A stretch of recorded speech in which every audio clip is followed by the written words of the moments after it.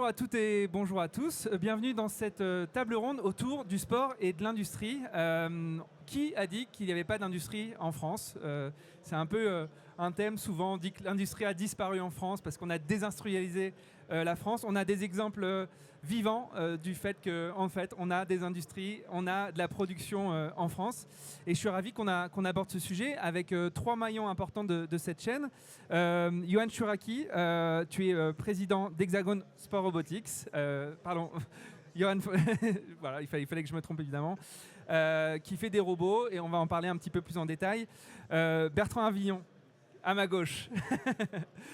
Donc tu as fondé Cryo Control, qui sont des bains réfrigérants pour la haute performance. Je le dis peut-être pas très bien, mais tu vas pouvoir le préciser. Et Thibaut Vigry, Metaluplast, qui crée des équipements sportifs outdoor surtout. Et donc vous avez trois industries assez différentes, mais ce qui vous relie, c'est que vous produisez en France. Mais ce qui vous relie aussi, c'est que la majorité de votre business est à l'export. Et d'ailleurs, ce qu'on peut faire peut-être, c'est, est-ce que tu peux commencer, Thibaut, de nous dire en deux mots ce que fait Metaluplast et quelle est la part de l'export dans ton chiffre d'affaires? Ouais, donc l'entreprise Metaluplast, donc on est situé en Normandie. On fabrique des équipements de matériel, des équipements sportifs autour des sports co principalement, sur plusieurs gammes. Donc le sport collectif en soi, les clôtures sportives, les aires de jeu qui sont en accès libre, et aussi les aires de jeu d'enfants. Tous ces différents domaines du coup sont chez nous adressés en tant que pur fabricant. Donc on est vraiment un fabricant français qui distribue par l'intermédiaire d'un réseau de distribution tous ces produits. Et donc on va dire de manière assez historique, on travaille main dans la main avec un réseau de distribution, et je pense que dans notre échange on verra ça à de nombreuses reprises. C'est-à-dire que un industriel tout seul, s'il n'a pas autour de lui un écosystème, effectivement, c'est jamais très simple d'aller se développer. Donc nous, on travaille beaucoup sur cet aspect-là. L'infrastructure sportive, elle est très importante dans la manière dont on conçoit le sport, dans la manière dont les pratiques sportives se font. Et effectivement, dans notre domaine, en tous les cas, des infrastructures sportives, c'est un domaine qui est mouvant, avec des nouvelles tendances, avec le fait que les sports viennent sur des plus petites équipes, le basket 3-3, le foot à 5, le rugby à 7. Donc il y a beaucoup de mouvements. Il faut qu'on accompagne ces mouvements dans le temps avec des nouveaux produits, des nouvelles fabrications, et qu'on sache les amener à la fois sur le marché français et sur le marché à l'export. Aujourd'hui, nous, le marché de l'export, il est beaucoup moins important que pour les autres entreprises qui sont présentes ici. On est globalement sur 10%. Et donc pour nous, c'est un vrai levier que d'aller pousser nos produits à l'export. Voilà. Yoann, toi tu fais des robots. Tu peux nous expliquer un tout petit peu plus tout ça? Oui, bonjour, Yoann Chouraki. Je suis le président d'Hexagon Robotics. On fabrique à Argenteuil. On est une néo-entreprise industrielle. On est une centaine de personnes. Et nous développons des robots qui vont permettre en fait de nettoyer et d'entretenir les terrains sportifs. Alors les piscines, les stades, les gymnases, les golfs. Donc on appelle ça la vision PSG chez nous.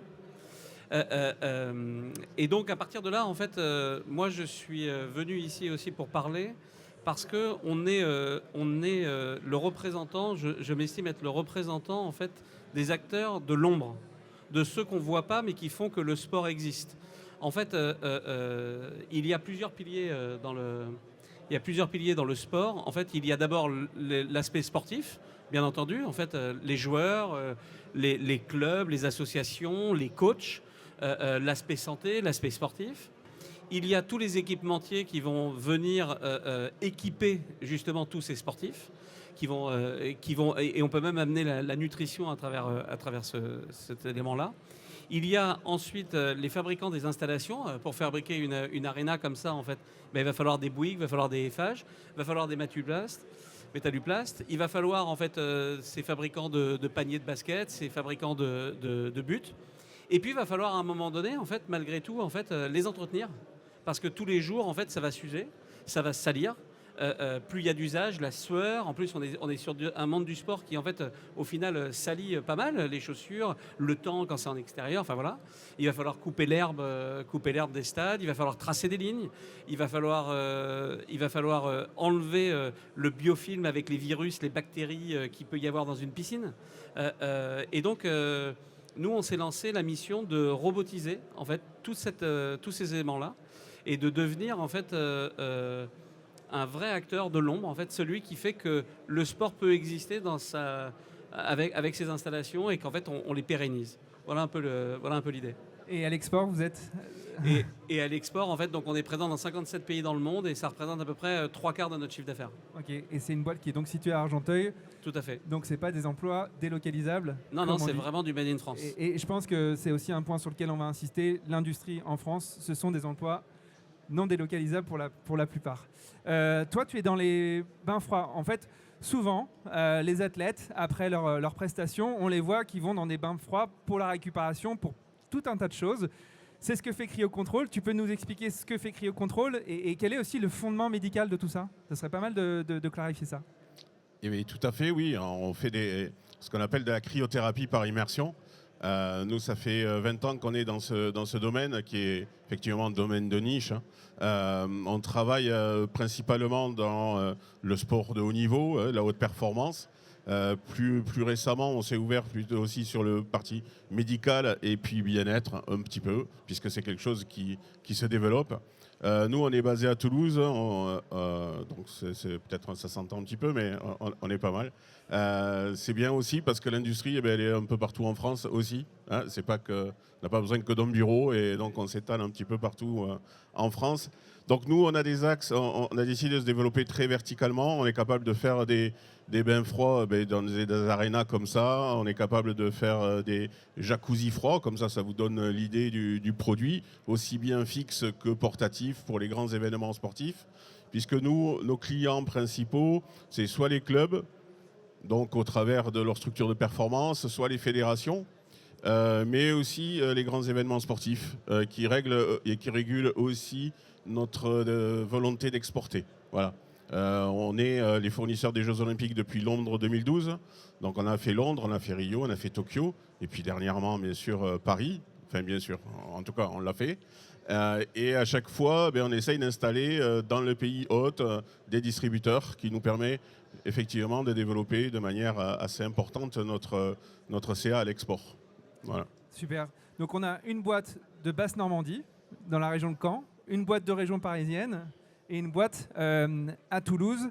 Vous êtes grosso modo beaucoup à l'export ici, un petit peu moins ici, parce qu'il y a sans doute beaucoup d'acteurs locaux domestiques qui sont aussi sur ta verticale. Aller à l'export, c'est un enjeu nécessaire, vital, ou c'est juste le développement normal d'une boîte, ou c'est parce que le marché français n'est pas assez fort? Pourquoi il faut aller à l'export? La question, c'est un peu comme pourquoi il y a la Coupe du Monde des clubs actuellement aux États-Unis de foot. C'est-à-dire qu'en fait, à un moment donné, quand tu es le meilleur, tu as envie d'être partout.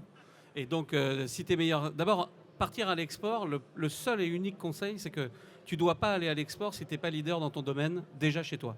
Ça, c'est une première règle de base. C'est que ne cherche pas à aller ailleurs si déjà chez toi, tu n'es pas fort. Ça, c'est le premier point. Le deuxième point, c'est de dire que l'export, en fait, c'est un champ de possibles. Effectivement, on est 68 millions de Français et il y a 8 milliards de gens sur cette planète. Donc, en fait, si tu as envie de vendre tes produits un peu partout, tu imagines bien que c'est fantastique de pouvoir y aller. À partir de là, en fait, maintenant, la vraie question, c'est comment tu t'organises pour aller à l'export. Et ça, c'est beaucoup plus complexe. On a la chance quand même d'être dans des niches de produits. Donc, en fait, au final, nos clients sont connus, reconnus. On peut les trouver sur Internet. On peut imaginer avec qui, en fait, on voudrait travailler.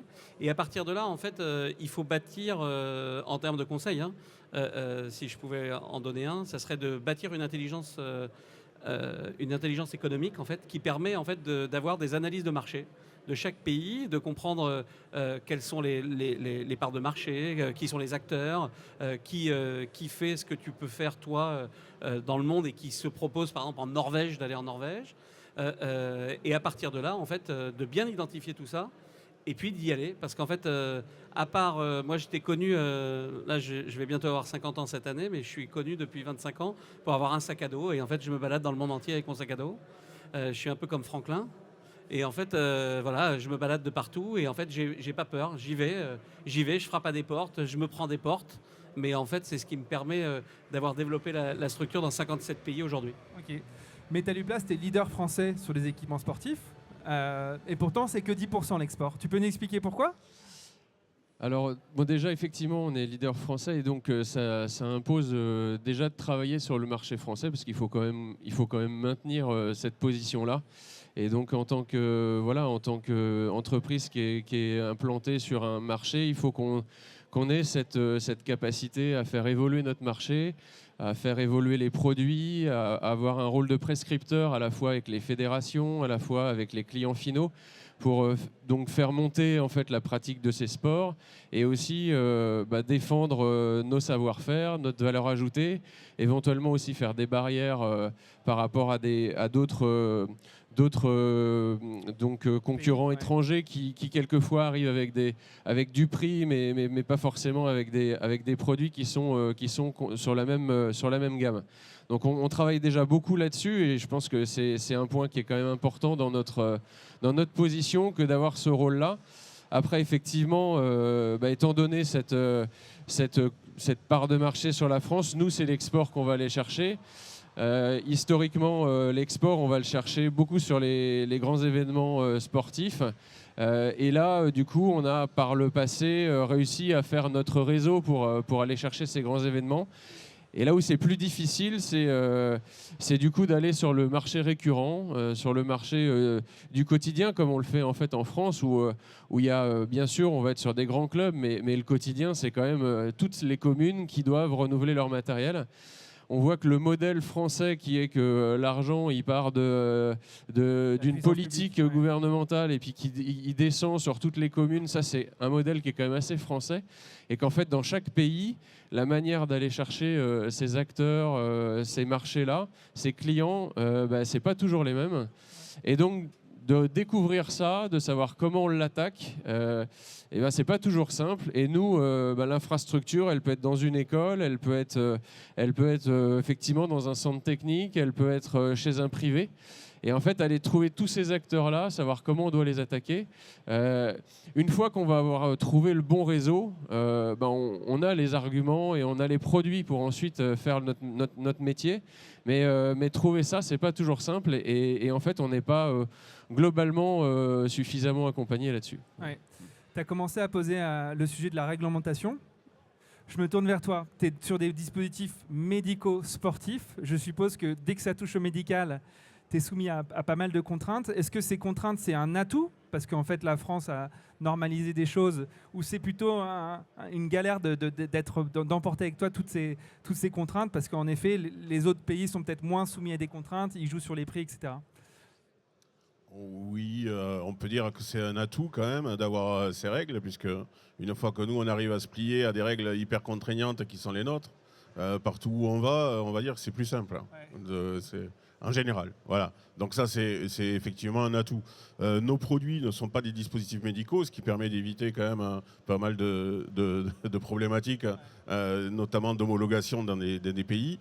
Ça reste des dispositifs de balnéothérapie, donc ça reste plus facile à introduire.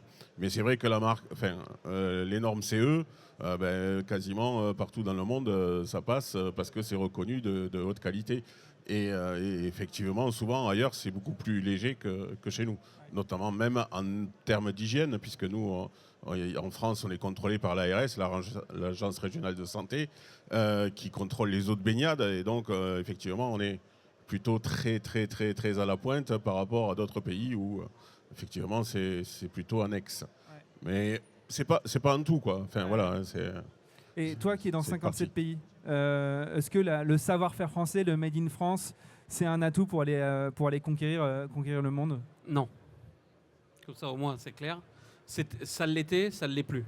C'est-à-dire qu'il y a encore une quinzaine d'années, en fait, le Made in France était un vrai atout, un vrai argument. le CE, en fait, cette qualité à la française en fait, qu'on pouvait imaginer, en fait, elle était un atout réel et sérieux en Asie, en Amérique. Elle était vraiment réelle et sérieuse. Elle l'est de moins en moins. On est passé du Made in France à du Made in Europe. Et aujourd'hui, en fait, le seul truc qu'on nous répète, en fait, c'est de dire bah, si vous êtes européen, c'est que vous êtes très cher. Voilà. Donc, en fait, bien entendu, on conserve le bénéfice du fait que si on est européen et qu'on est made in France, on est a priori des produits plutôt de très bonne qualité. Ça, c'est indéniable. Mais en fait, aujourd'hui, un produit chinois, un produit taïwanais, coréen, japonais, même chilien, peut très très bien être de très très bonne manufacture. Et donc aujourd'hui, le Made in France n'apporte plus ce pouvoir-là. C'est vrai que c'était une des demandes avant récurrentes de l'industrie française, qui était de pousser le Made in France, le French Fab. Et moi, j'en suis très fier. On l'impose, on l'appose de partout. Mais en réalité, en fait, il a un impact très très très faible. Voilà. Et donc, quand tu te bats contre des Chinois, des Norvégiens, qu'est-ce qui fait la différence pour toi? Enfin, pourquoi tu gagnes devant eux et pourquoi parfois ils gagnent devant toi? Je dirais que c'est ce que j'ai dans mon sac à dos. C'est-à-dire qu'en fait, d'abord des produits qui sont en fait potentiellement un peu plus performants, plus innovants. En fait, on ne s'arrête jamais d'innover en permanence. En fait, on a des brevets en permanence. On a une équipe de R&D qui tourne et qui développe des nouveaux produits. Et en fait, je dirais que c'est une base solide qu'on propose avec de l'innovation. Et donc là, par exemple, nous, il y a 2 ans en arrière, il y a 12 nouveaux fabricants chinois qui sont arrivés sur le métier, par exemple, des robots de piscine. 12. On était 7 dans le monde. Il y en a 12 de plus qui sont arrivés en une année. Bon, comment tu luttes contre ça? Tu luttes en fait d'abord avec tes armes, c'est-à-dire en fait avec tes qualités, et en imaginant le robot du futur et te dire qu'en fait, peut-être que toi, tu as une clé qu'eux n'ont pas, parce que toi, tu as une lecture européenne, tu as une lecture française, tu as une lecture mondiale, parce qu'avec 57 pays, tu sais à peu près où il faut aller.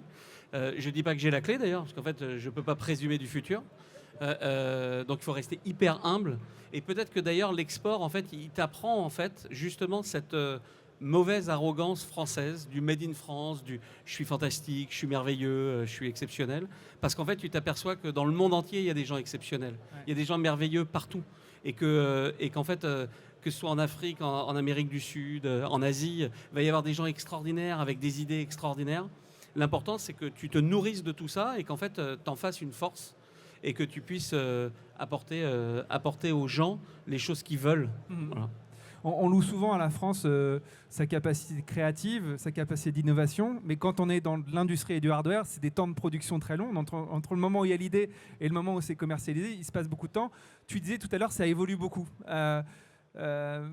Les équipements sportifs aussi, il y a en plus une demande en berne de la commande publique. C'est quoi un peu le cycle moyen entre on a un nouveau produit qu'on a en tête et il est commercialisable? Parce qu'en fait, encore une fois, on est dans l'illusion de spontanéité avec le monde de la tech, où en fait on a une idée et le lendemain c'est codé, je caricature. Vous, dans le hardware, comment ça se passe? Ouais, malgré tout, il faut, en tout cas, nous, on n'est pas une industrie lourde non plus. C'est-à-dire que malgré tout, on est capable assez rapidement, avec un client qui a un nouveau besoin et qui a envie d'avoir un produit qui est différenciant, de pouvoir finalement l'accompagner dans sa démarche, de préciser les choses. Et puis de se dire, tiens, on pense que cette idée-là, elle n'est pas juste pour ce client, mais que probablement elle peut servir à d'autres clients. Et on travaille beaucoup là-dessus, en fait, dans cet échange avec nos clients, en disant, tiens, ça c'est une super idée. Probablement, cette pratique-là, elle peut être utile. Il y a des sports qui viennent d'autres pays, qui arrivent en France. Il y a des nouvelles pratiques en France. Il y a plein de choses et qui font en même temps qu'en face de l'aménagement des zones sportives, on est sur des aménagements qui se veulent plus flexibles, plus inclusifs. Et donc, il y a des évolutions comme ça qui font qu'il faut qu'on soit ouvert à ces discussions avec nos clients. Mais une fois qu'on décide les choses, on est capable d'aller assez vite sur la mise en œuvre d'un produit. Ça peut prendre sur des choses assez simples quelques semaines ou quelques mois, mais ensuite rapidement on est capable d'aller proposer ça, d'aller pousser ça vers d'autres. Et donc c'est la même chose à l'export, c'est-à-dire que quelquefois on a des pratiques sportives à l'export qui sont différentes de celles de la France, même pour un même sport. Voilà, un but de foot qui aujourd'hui a des dimensions en France sur de l'entraînement qui est différent partout en Europe. Et en fait, ça paraît fou, mais c'est le cas. Et donc en fait, du coup, ça c'est le cas sur beaucoup de choses.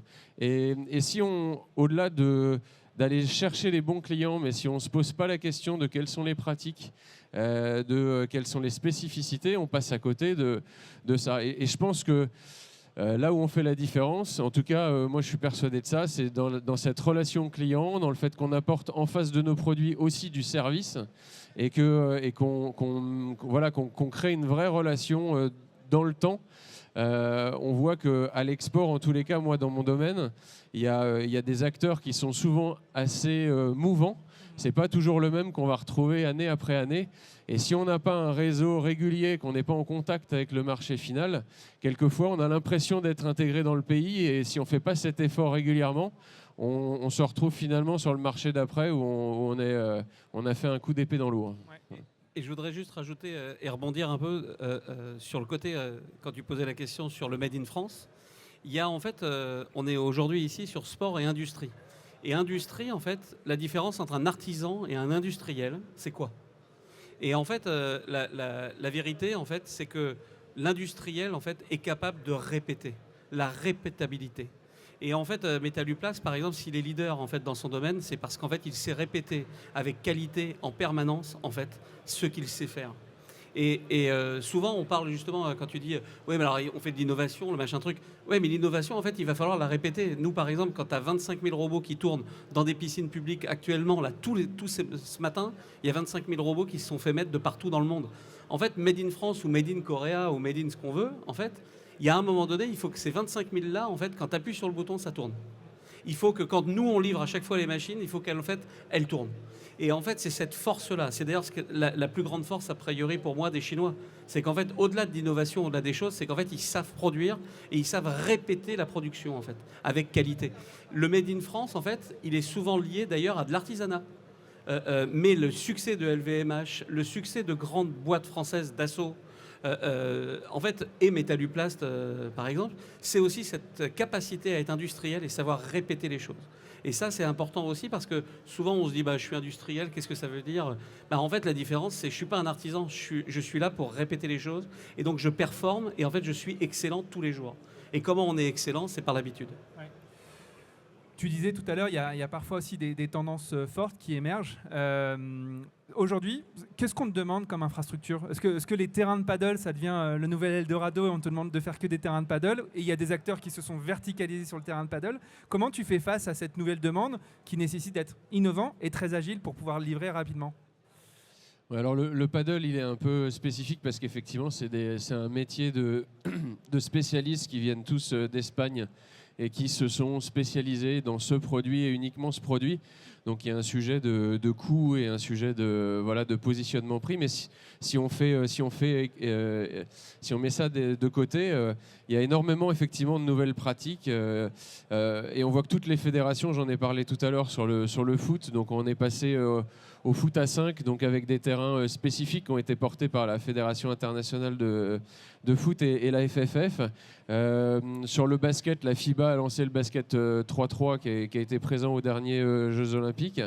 Et du coup, c'est pareil pour le rugby à 7 qui fait son entrée de manière forte. Donc il y a ces nouvelles pratiques qui sont là. Il y a des pratiques qui arrivent en France. Le premier sport de raquette aux États-Unis, c'est le pickleball. Alors c'est pas super sportif, mais ça reste un sport. Et donc c'est un sport un peu intergénérationnel entre le tennis, le badminton, etc. Et donc du coup, c'est probablement une nouvelle pratique qui va arriver en France. Et comme ça, du coup, on a voilà, des sports de combat comme le MMA. Je ne sais pas si vous en entendez parler, mais on entend de plus en plus parler. Et il y a de plus en plus de fédérations et de pratiquants. Et en fait, tout ça, ça fait quand même malgré tout un dynamisme en France avec des nouvelles tendances qu'il faut accompagner, des nouveaux produits, la capacité à les accompagner aussi à l'export. Et donc, du coup, pour un industriel, à développer ses produits et à du coup accompagner les clients pour les distribuer et les mettre en œuvre. La cryothérapie, on y revient. C'est pas finalement si nouveau que ça, mais par contre, il y a un gros boom des solutions, des hardware pour justement développer la cryothérapie pour le haut niveau, mais aussi pour les gens comme vous et moi. Toi, tu t'es lancé il n'y a pas si longtemps. Vous êtes une petite entreprise quand même. Est-ce que tu vois cette impulsion sur ce marché? Tu vois une tendance en effet assez forte pour te dire en fait on a de beaux jours devant nous? Alors là, clairement, on a de beaux jours devant nous. Bon, maintenant, il faut aller les chercher, mais ça, c'est sûr. Aujourd'hui, c'est vrai que l'arrivée de la cryothérapie date de 92 à Barcelone. Nous, ça fait quand même 20 ans. Alors, je pense qu'on est un peu spécialiste là-dedans. Malgré tout, les beaux jours arrivent. Voilà. Alors, on a commencé dans une niche. On a répondu à des problématiques techniques. Ça, je pense que c'est important aussi, hein, quand on se lance, de répondre, d'être aux côtés de nos clients. C'est ce qui nous permet d'innover demain, parce que c'est eux qui nous inspirent aussi. C'est les problématiques qu'on rencontre tous les jours avec les staffs ou avec les gens qui entretiennent les stades. Et ces problématiques, nous, on va les résoudre parce qu'on est confrontés depuis des années et des années. C'est vrai que nos amis asiatiques ou autres sont très bons à fabriquer, mais ils font que des copies. Et des fois, ils ne sont pas efficients non plus en termes d'économie. Nous, c'est vrai que grâce à nos systèmes et puis le chemin qu'on a pris, un peu RSE, on est une ESS aussi, donc c'est vrai qu'on a voulu être bien un peu sur toutes les tablettes. Et on peut être industriel en étant aussi une ESS, c'est quand même quelque chose d'important. Entreprise sociale et solidaire, c'est ça? Exactement, voilà.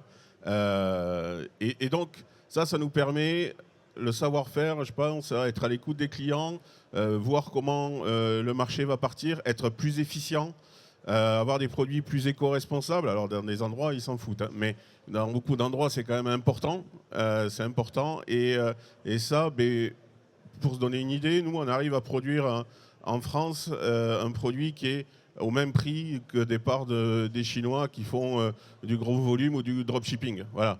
Alors, on ne développe pas les mêmes puissances, mais on a les mêmes performances. Et la performance, c'est ça le plus important.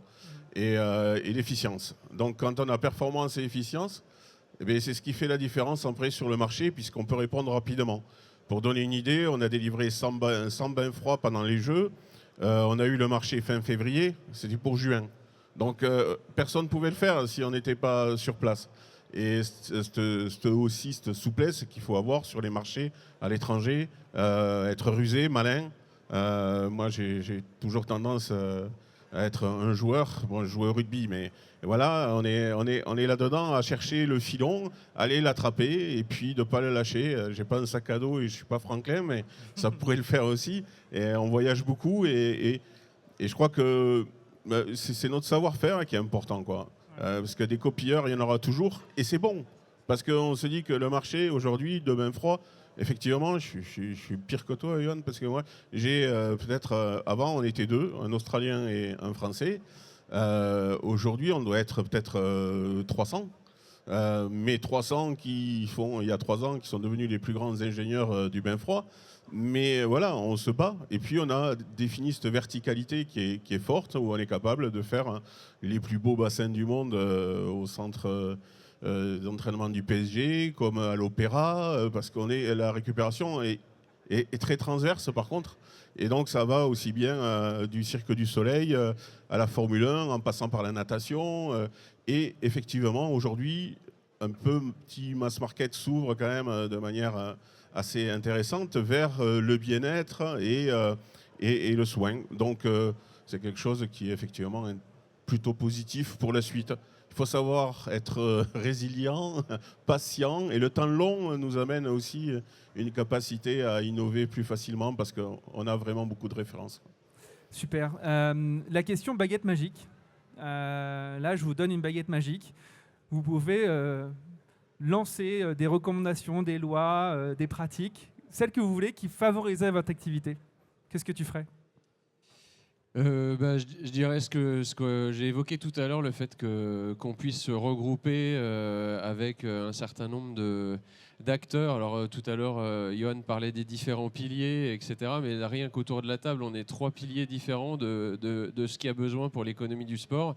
Et en fait, du coup, finalement, on a tous, au moins en tout cas sur les grands événements internationaux, on a tous notre pierre probablement à apporter à l'édifice. Et en fait, la capacité à venir institutionnaliser des coalitions comme ça qui peuvent aller vendre le savoir-faire français et aller du coup se positionner en tant que leader et en tant que valeur ajoutée sur ce marché-là et sur cet appel d'offres. Je pense qu'on a vraiment quelque chose à faire. Et derrière ça, pas oublier que il y a pour moi aussi le marché finalement local et le marché du quotidien en dehors de ces grands événements. Et là, peut-être avoir des outils vraiment d'études de marché qui soient vraiment très pragmatiques, très, très concrètes, avec des objectifs vraiment identifiés, avec probablement des missions où on va là-bas pour identifier les clients et qu'on puisse avoir les bons contacts de départ. Et je suis sûr qu'avec ces bons contacts-là, on fera des belles choses. Ouais. Je crois que Business France est ici. Il y a aussi les missions économiques dans différents pays qui peuvent être une aide. Ça va un petit peu dans ton sens. Toi, qu'est-ce que tu ferais avec ta baguette magique ? En fait, je trouve que déjà le travail de la BPI est déjà un très beau travail, d'abord de nous regrouper, de faire ce genre d'événements, d'essayer de regrouper les forces en fait, industrielles françaises à travers du financement, à travers un dynamisme. Moi, je fais partie aussi de l'accélérateur Sportec. Il y a Charlotte qui est l'animatrice de ça qui est ici. Et ça aussi, ça fait partie aussi des points qu'on peut emmener. En fait, essayer de se regrouper, effectivement, essayer de s'inspirer l'un et l'autre du moment qu'on n'est pas en fait vraiment concurrent, parce que c'est toujours pas évident si on est concurrent. Mais si on n'est pas concurrent, en fait, on peut s'inspirer, échanger. Moi, j'aime pas beaucoup attendre des autres, en fait. Justement, quand je pars avec mon sac à dos, en fait, j'attends moi-même et puis on verra bien ce qui va se passer. Parce que comprendre qu'on doit attendre en fait les financements, une subvention, que la norme elle change, que le machin, en fait, c'est très compliqué. Donc en fait, la baguette magique, je commence à avoir quelques cheveux blancs et donc en fait, je commence à plus trop y croire. Par contre, la volonté, le dynamisme d'y aller et de s'implanter avec la BPI, par exemple, quand même, qui avec le dynamisme de Nicolas Dufourcq, par exemple, en fait, qui donne en fait cette envie d'y aller. Vous allez avoir l'accélérateur Sportec numéro 2 l'année prochaine. Ça peut valoir le coup d'y aller. Ta baguette magique à toi, qu'est-ce que tu fais avec ? Et on conclura là-dessus. Ouais. Moi, ma baguette magique, je dirais à toutes les fédérations françaises et tous les techniciens français qui sont dans le monde, qui puissent travailler avec les entreprises et que ça pourrait être d'excellents relais dans chaque pays. En fait, on s'est rendu compte, et notamment avec le foot, puisqu'on avait essayé de monter les collectifs, il y a des choses qui ont existé, hein. Mais les gens partent vite et reviennent ou pas. Et donc, le fait de mettre en commun tous les techniciens dans le monde du foot français, partout où on va, ça permet d'avoir une porte d'entrée. Et si les fédérations comprennent qu'on n'est pas forcément leur vache à lait, et que dans le sport, l'entreprise peut faire partie du co-développement et du fonctionnement, et qu'on peut arriver à faire des modèles intéressants. Moi, je suis sûr que tous les techniciens français dans le monde, c'est une diaspora énorme, que ce soit dans le foot, dans le basket ou dans tous les sports, qui peut et qui a la volonté, surtout quand on va à l'étranger, dès qu'on trouve un Français, on est content. Et effectivement, ça ouvre énormément de portes. Et ça, je pense que c'est quelque chose qui serait, puisqu'on est dans la magie, qui serait exceptionnel. Voilà. Bah écoute, la diplomatie sportive existe, la diplomatie économique existe. Il faut juste joindre les deux là. Ça commence. Bon, merci beaucoup pour cette superbe discussion. J'espère que ça vous a plu. On se retrouve aux prochaines tribunes.